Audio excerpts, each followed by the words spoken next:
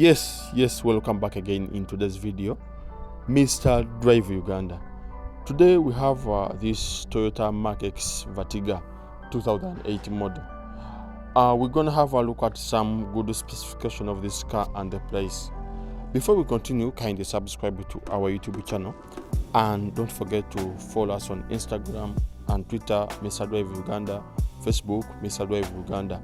You can as well call Mr. Drive Uganda for any other inquiries on that.